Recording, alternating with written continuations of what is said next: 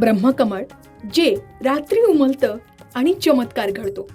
होय, ब्रह्मकमळ उमललं म्हणजे आपल्या घराचे नशिबाचे दरवाजे उघडतात असं म्हटलं जातं.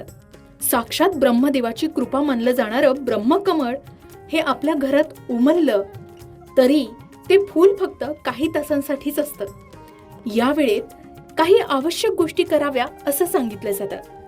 चला तर मग आजच्या व्हिडिओमध्ये आपण या दुर्मिळ फुलामागचे धार्मिक रहस्य, वैज्ञानिक कारणं जाणून घेऊयात आणि तुमच्या घरी सुद्धा ब्रह्मकमळ असेल आणि ते उमललं असेल तर त्यावेळी काय करावं हे सुद्धा जाणून घेऊया.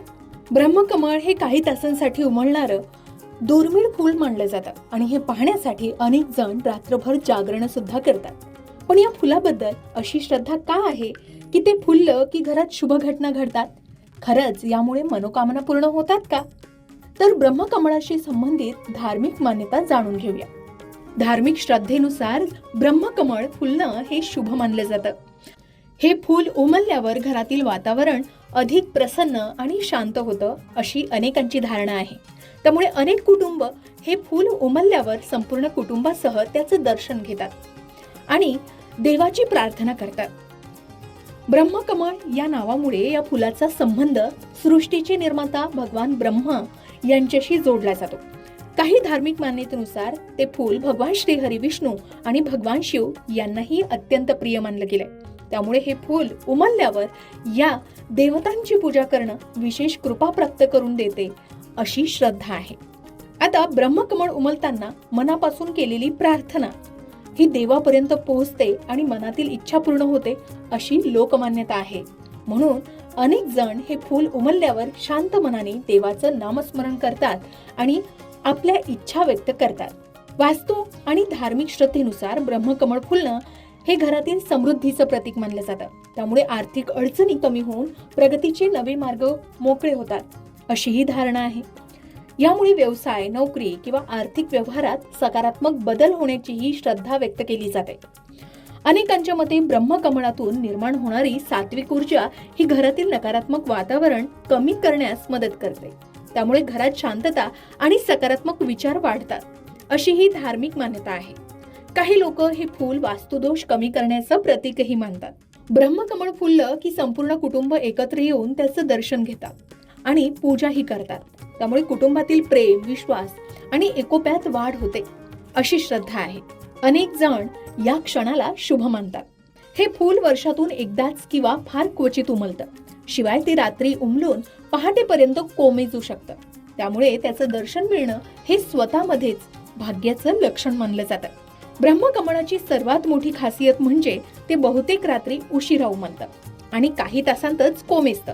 म्हणूनच लोक त्याला निसर्गाचा चमत्कार म्हणतात. या दुर्मिळ क्षणाचा अनुभव घेण्यासाठी अनेक जण रात्री जागून त्याची वाट पाहतात. अनेक घरांमध्ये ब्रह्मकमळ उमलल्यावर भगवान श्री हरी विष्णू, भगवान शिव, माता लक्ष्मी किंवा आपल्या कुलदेवतांचीही पूजा करतात. दिवा लावून मंत्रजाप करतात, आरती करतात आणि प्रार्थना करण्याची परंपराही अनेक ठिकाणी आढळते. हे ब्रह्मकमळ फक्त सुंदर फुलच नाही तर अनेकांसाठी ते आध्यात्मिक जागृती, पवित्रता आणि ईश्वराशी जोडणारं प्रतीक मानलं जातं.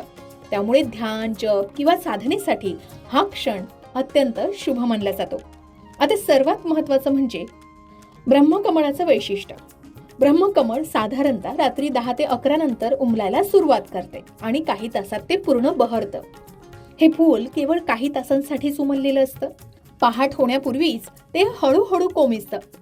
हिंदू धर्मातील अनेक श्रद्धानुसार ब्रह्मकमळाला अत्यंत पवित्र आणि शुभ मानले जातं. त्यामुळे ते उमलल्यावर अनेक जण देवाची पूजा आणि प्रार्थना करतात.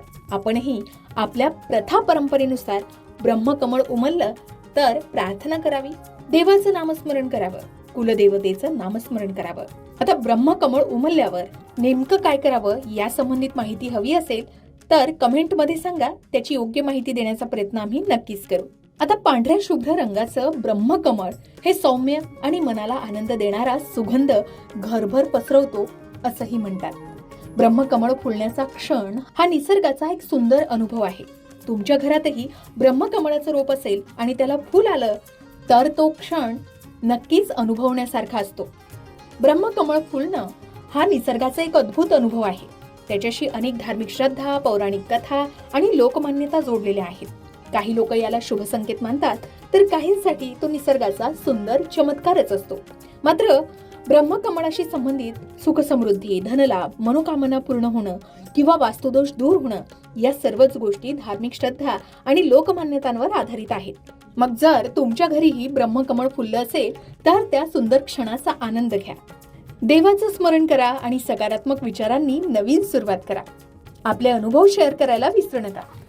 अशाच प्रकारच्या माहितीपूर्ण व्हिडिओसाठी लोकमत भक्ती चॅनलला नक्की सबस्क्राईब करा आणि बेल आयकॉनला क्लिक करा, म्हणजे आमच्या नवनवीन व्हिडिओचं नोटिफिकेशन तुम्हाला मिळत राहील.